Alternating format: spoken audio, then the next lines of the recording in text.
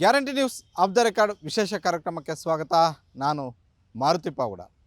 ಕಳೆದ ಒಂದು ವಾರದಿಂದ ನಮ್ಮ ರಾಜ್ಯದ ಮೂರು ಪಕ್ಷದ ನಾಯಕರು BJP, JDS, ಕಾಂಗ್ರೆಸ್ ಪಕ್ಷದ ನಾಯಕರು ಕೊಟ್ಟಂತಹ ಹೇಳಿಕೆಗಳು, ಅವರು ತೆಗೆದುಕೊಂಡಂತಹ ನಿರ್ಧಾರಗಳ ಹಿಂದೆ ಇರುವ ಇನ್ಸೈಡ್ ಸ್ಟೋರಿ ಕೊಡುವಂತಹ ವಿಶೇಷ ಕಾರ್ಯಕ್ರಮವೇ ಆಫ್ ದ ರೆಕಾರ್ಡ್ ವಿಶೇಷ ಕಾರ್ಯಕ್ರಮ.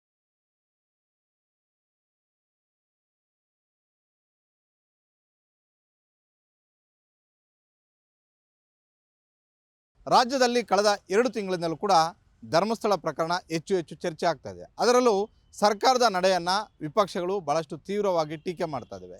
ಈ ನಡುವೆ ಮದ್ದೂರು ಗಣೇಶ ವಿಸರ್ಜನೆ ಸಂದರ್ಭದಲ್ಲಿ ಆದಂತಹ ದೊಡ್ಡ ಗಲಾಟೆ, ಇದರಲ್ಲಿ ಸರ್ಕಾರದ ಪಾತ್ರ ಎಷ್ಟಿತ್ತು, ಸರ್ಕಾರದ ವೈಫಲ್ಯತೆ ಎಷ್ಟಿತ್ತು, ಅದನ್ನು BJP ಮತ್ತು JDS ಪಕ್ಷಗಳು ಯಾವ ರೀತಿಯಾಗಿ ಬಳಸ್ಕೊಂಡವು, ಇದರ ಜೊತೆಗೆ ರಾಜ್ಯ BJPಯಲ್ಲಿ ಶೀತಲ ಸಮರ ಅಶೋಕ್ ಹಾಗೂ ವಿಜೇಂದ್ರ ಅವರ ನಡುವೆ ಅದೇ ರೀತಿಯಾಗಿ ಮುಂದುವರಿತಾ ಇದೆ. ಅಮಿತ್ ಶಾ ಅವರು ಕರೆದು ಪಾಠವನ್ನು ಕೂಡ ಮಾಡಿದ್ದಾರೆ.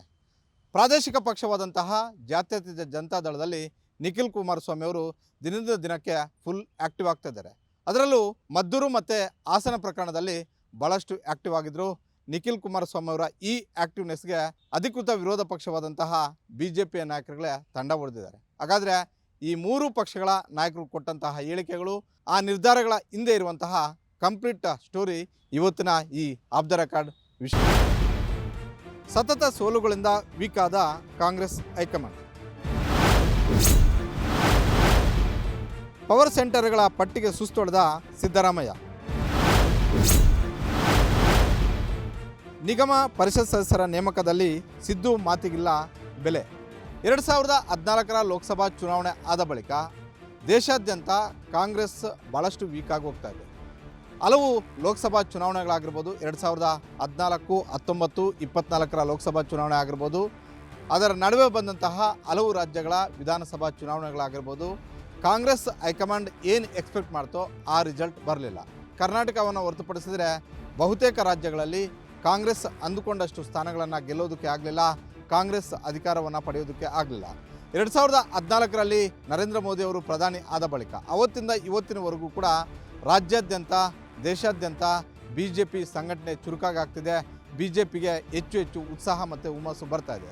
BJP ಕಾರ್ಯಕರ್ತರಲ್ಲೂ ಕೂಡ ಮೋದಿ ಹೆಸರು ಹೇಳ್ಕೊಂಡು ಹಲವು ಚುನಾವಣೆಗಳನ್ನು ಗೆಲ್ಲೋದಕ್ಕೆ ದಾರಿ ಮಾಡ್ಕೊಳ್ತಾ ಇದ್ದಾರೆ. ಹಲವು ಅಸ್ತ್ರಗಳನ್ನು ಕಾಂಗ್ರೆಸ್ ವಿರುದ್ಧ ಬಳಸ್ತಾ ಇದ್ದಾರೆ. ಆದರೆ ಕಳೆದ 11 ವರ್ಷಗಳ ಆಡಳಿತದಲ್ಲಿ ಇಲ್ಲಿಯವರೆಗೂ ಕೂಡ ಪ್ರಧಾನಿ ನರೇಂದ್ರ ಮೋದಿ ಅವರಾಗಿರ್ಬೋದು, BJPಯ ಸರ್ಕಾರದ ವಿರುದ್ಧ ಹೇಳಿಕೊಳ್ಳುವಷ್ಟು ದೊಡ್ಡ ಮಟ್ಟದ ಹಗರಣಗಳನ್ನು ಹೊರಗೆಳೆಯುವಂಥ ಒಂದು ಕೆಲಸ ಕಾಂಗ್ರೆಸ್ ನಾಯಕರು ಮಾಡಲಿಲ್ಲ. ಹೀಗಾಗಿ 2014ರಲ್ಲಿ ಶುರುವಾದಂತಹ BJPಯ ವಿಜಯೋತ್ಸವದ ಪರ್ವ ಇವತ್ತಿಗೂ ಕೂಡ ಮುಂದುವರಿತಾ ಇದೆ.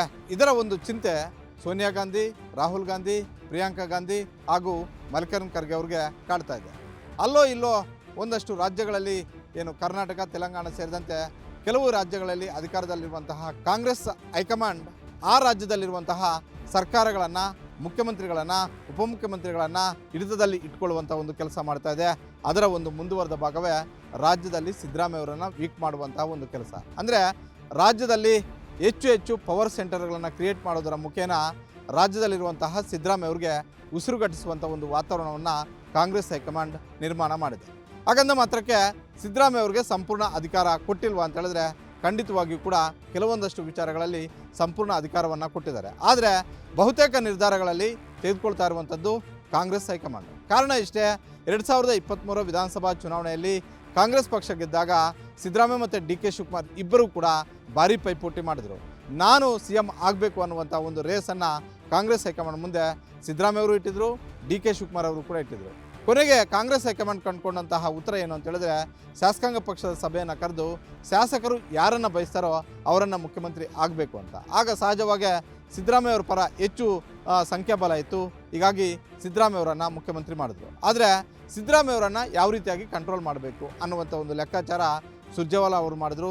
ಸುರ್ಜೇವಾಲಾ ಅವರು ಹೇಳಿದಂಥದ್ದನ್ನು ಕಾಂಗ್ರೆಸ್ ಹೈಕಮಾಂಡ್ ಅವತ್ತು ಒಪ್ಕೊಳ್ಬೇಕಾದಂತಹ ಒಂದು ಅನಿವಾರ್ಯ ಪರಿಸ್ಥಿತಿಯಲ್ಲಿತ್ತು. ಕಾರಣ ಏನು ಅಂತ ಹೇಳಿದ್ರೆ, 2023 ವಿಧಾನಸಭಾ ಚುನಾವಣೆಯಲ್ಲಿ ಕಾಂಗ್ರೆಸ್ 136 ಸ್ಥಾನ ಗೆಲ್ಲೋದಕ್ಕೆ ಸಿದ್ದರಾಮಯ್ಯ ಅವರ ಪಾತ್ರ ಎಷ್ಟಿತ್ತೋ ಸಂಘಟನೆ ಮಾಡೋದರಲ್ಲಿ DK ಶಿವಕುಮಾರ್ ಅವರ ಪಾತ್ರವೂ ಕೂಡ ಅಷ್ಟೇ ಇತ್ತು.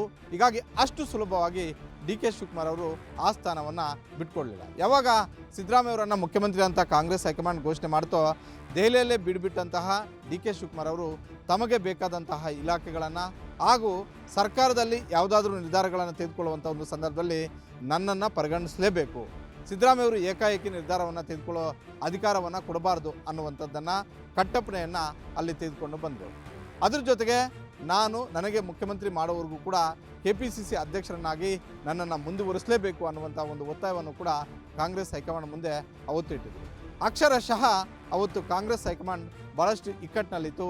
ಹೀಗಾಗಿ ಸಿದ್ದರಾಮಯ್ಯವರನ್ನು ನೀವು ಮುಖ್ಯಮಂತ್ರಿಯಾಗಿ ಪ್ರಮಾಣವಚನ ಸ್ವೀಕಾರ ಮಾಡಿ ಅಂತ ಹೇಳಿದ ತಕ್ಷಣ ಸಿದ್ದರಾಮಯ್ಯವರು ದೆಹಲಿಯಿಂದ ವಾಪಸ್ ಬಂದರು.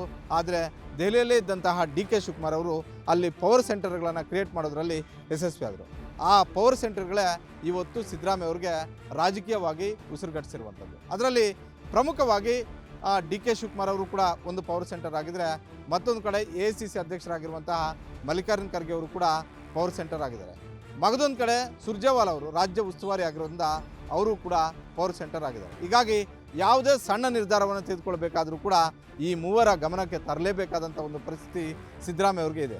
ಈ ಹಿನ್ನೆಲೆಯಲ್ಲೇ ಮೊನ್ನೆ ನಡೆದಂತಹ ಪರಿಷತ್ ಸದಸ್ಯರ ನೇಮಕ ವಿಚಾರದಲ್ಲೂ ಕೂಡ ಸಿದ್ದರಾಮಯ್ಯವರ ಮಾತು ಕುಲ್ಲಂ ನಡೆದಿಲ್ಲ. ಅಂದರೆ ಸಿದ್ದರಾಮಯ್ಯ 4 ಹೆಸರು ಹೇಳಿದ ಎಲ್ಲ ಹೆಸರುಗಳನ್ನು ಒಪ್ಕೊಳ್ಳಿಲ್ಲ. ಒಂದು ವೇಳೆ ಆ ರೀತಿ ಒಪ್ಕೊಂಡಿದ್ದೇ ಆಗಿದ್ದರೆ ಪತ್ರಕರ್ತರ ಕೂಟದಲ್ಲಿ ಆಗಿರುವಂತಹ ಶಿವಕುಮಾರ್ ಅವರು ಅಷ್ಟು ಸುಲಭವಾಗಿ ಪರಿಷತ್ ಸದಸ್ಯರಾಗ್ತಿರಲಿಲ್ಲ. ಆ ಸ್ಥಾನಕ್ಕೆ ದಿನೇಶ್ ಅಮೀನ್ಮಠ್ ಅವರು ಪರಿಷತ್ ಸದಸ್ಯರು ಆಗ್ತಿದ್ರು. ಆದರೆ ದಿನೇಶ್ ಅಮೀನ್ಮಠ್ ಅವರ ಹೆಸರಿಗೆ ಭಾಳಷ್ಟು ಆಕ್ಷೇಪ ಮತ್ತು ಆಕ್ರೋಶಗಳು ಕಾಂಗ್ರೆಸ್ ಪಕ್ಷದಲ್ಲೇ ಇದ್ವು. ಹೀಗಾಗಿ ಸಿದ್ದರಾಮಯ್ಯವರು ಪಟ್ಟಿಡಿದ್ರು ಕೂಡ ಶಿವಕುಮಾರ್ ಅವರನ್ನು ಪರಿಷತ್ ಸದಸ್ಯರನ್ನಾಗಿ ಮಾಡೋದರಲ್ಲಿ ಮಲ್ಲಿಕಾರ್ಜುನ್ ಖರ್ಗೆ ಹಾಗೂ ಪರಮೇಶ್ವರ್ ಅವರು ಯಶಸ್ವಿ ಆದರು. ಇನ್ನು ನಿಗಮ ಮಂಡಳಿ ಪಟ್ಟಿ ನೇಮಕ ವಿಚಾರದಲ್ಲೂ ಕೂಡ ಸಿದ್ದರಾಮಯ್ಯ ಪಟ್ಟಿ ಕಳಿಸಿ ಭಾಳಷ್ಟು ದಿನಗಳ ಆಗಿದ್ದರೂ AICC ಅಧ್ಯಕ್ಷರಾಗಿರುವಂತಹ ಮಲ್ಲಿಕಾರ್ಜುನ್ ಖರ್ಗೆ ಅವರು ಅಂತಿಮ ಮುದ್ರೆಯನ್ನು ಆಗ್ತಾಯಿಲ್ಲ. ಕೇಳಿ ಮಲ್ಲಿಕಾರ್ಜುನ್ ಖರ್ಗೆ ಅವರು ಕರ್ನಾಟಕದವರು. ಕರ್ನಾಟಕದ 224 ವಿಧಾನಸಭಾ ಕ್ಷೇತ್ರಗಳ ಕಾಂಗ್ರೆಸ್ ನಾಯಕರ ನಾಡಿ ಮಿಡಿತ ಗೊತ್ತು. ಯಾವ ನಾಯಕ ಯಾವ ಸಮುದಾಯವನ್ನು ಪ್ರತಿನಿಧಿಸ್ತಾನೆ, ಎಷ್ಟು ಆ ಸಮುದಾಯದ ಮತಗಳನ್ನು ತೆಗೆದುಕೊಂಡು ಬರ್ತಾನೆ, ಆತನಿಂದ ಪಕ್ಷಕ್ಕೆ ಎಷ್ಟು ಕ್ರೆಡಿಟ್ ಇದೆ, ಎಷ್ಟು ಲಾಭ ಇದೆ, ಎಲ್ಲವೂ ಕೂಡ ಸಂಪೂರ್ಣ ಮಾಹಿತಿ ಮಲ್ಲಿಕಾರ್ಜುನ್ ಖರ್ಗೆ ಅವರಿಗೆ ಗೊತ್ತಿದೆ. ಹೀಗಾಗಿ ಮಲ್ಲಿಕಾರ್ಜುನ್ ಖರ್ಗೆ ಅವರು ಅಲ್ಲಿಂದಲೇ ಕೂತು, ಅಂದರೆ ದೆಹಲಿಯಲ್ಲೇ ಕೂತು ಸಿದ್ದರಾಮಯ್ಯವರನ್ನು ಕಂಟ್ರೋಲ್ ಮಾಡುವಂಥ ಒಂದು ಕೆಲಸವನ್ನು ಮಾಡ್ತಾಯಿದ್ದಾರೆ.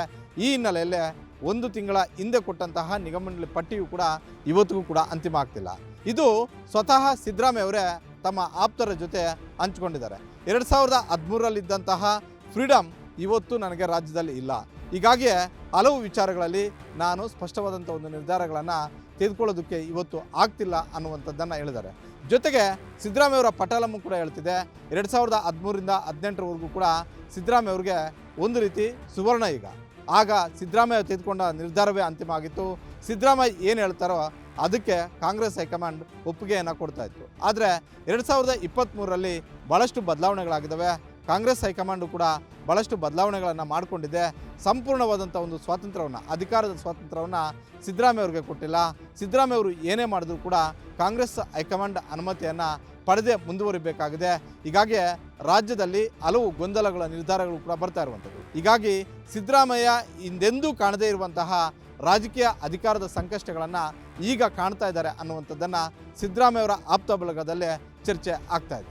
ಹಾಗಾದರೆ ಇಷ್ಟೆಲ್ಲ ಸಂಕಷ್ಟಗಳ ನಡುವೆ ಸಿದ್ದರಾಮಯ್ಯ ಯಾಕೆ ಮುಖ್ಯಮಂತ್ರಿಯಾಗಿ ಮುಂದುವರಿತಾ ಇದ್ದಾರೆ ಅಂತ ಹೇಳಿದ್ರೆ, ಯಾವುದೇ ಕಾರಣಕ್ಕೂ ಮುಖ್ಯಮಂತ್ರಿ ಆದಂಥವರು ಅಷ್ಟು ಸುಲಭವಾಗಿ ಆ ಸ್ಥಾನವನ್ನು ಬಿಟ್ಕೊಡೋದಿಲ್ಲ. ಯಾಕಂತ ಹೇಳಿದ್ರೆ ಹಲವು ಮುಖ್ಯಮಂತ್ರಿಗಳನ್ನು ನಾವು ನೋಡೇ ಇದ್ದೀವಿ. ಈ ಹಿಂದೆ ಕುಮಾರಸ್ವಾಮಿ ಅವರ ಪ್ರಕರಣದಲ್ಲಿ ಏನಾಯಿತು, ಯಡಿಯೂರಪ್ಪ ಅವರ ಪ್ರಕರಣದಲ್ಲಿ ಏನಾಯಿತು, ಅದ್ರ ಜೊತೆಗೆ ಹಲವು ಬಾರಿ ಸಿದ್ದರಾಮಯ್ಯವರು 2013ರಲ್ಲಿ ಬದಲಾವಣೆ ಆಗ್ತಾರೆ ಅನ್ನುವಂಥ ಒಂದು ಚರ್ಚೆ ಆದಾಗ ಆ ಸ್ಥಾನವನ್ನು ಗಟ್ಟಿ ಮಾಡ್ಕೊಳ್ಳೋದಕ್ಕೆ ಸಿದ್ದರಾಮಯ್ಯ ಯಾವ್ಯಾವ ಸಂದರ್ಭದಲ್ಲಿ ಯಾವೆಲ್ಲ ಅಸ್ತ್ರಗಳನ್ನು ಬಿಟ್ಟರು ಅನ್ನುವಂಥದ್ದನ್ನು ನಾವು ನೋಡೇ ಇದ್ದೀವಿ. ಈ ಬಾರಿಯೂ ಕೂಡ ಸಿದ್ದರಾಮಯ್ಯವ್ರಿಗೆ ಇಷ್ಟೆಲ್ಲ ಸಂಕಷ್ಟಗಳು ಇದ್ದರೂ ಕೂಡ ಆ ಸ್ಥಾನದಲ್ಲಿ ಇನ್ನಷ್ಟು ದಿನಗಳ ಕಾಲ ನಾನು ಮುಂದುವರಿಬೇಕು, ಅವಕಾಶ ಸಿಕ್ಕರೆ ಪೂರ್ಣಾವಧಿಯನ್ನು ಕಂಪ್ಲೀಟ್ ಮಾಡಬೇಕು ಅನ್ನುವಂಥ ಯೋಚನೆಯಲ್ಲಿ ಸಿದ್ದರಾಮಯ್ಯವರು ಇದ್ದಾರೆ. ಹೀಗಾಗಿ ಕಾಂಗ್ರೆಸ್ ಹೈಕಮಾಂಡ್ ಏನೇ ಮೂಗುದಾರ ಹಾಕಿದ್ರೂ ಕೂಡ ಅದೆಲ್ಲವನ್ನು ಕೂಡ ಸಹಿಸಿಕೊಂಡು ಈ ಬಾರಿಯೂ ಕೂಡ ಕಂಪ್ಲೀಟ್ ಅವಧಿಯನ್ನು ಪೂರ್ಣಗೊಳಿಸಬೇಕು.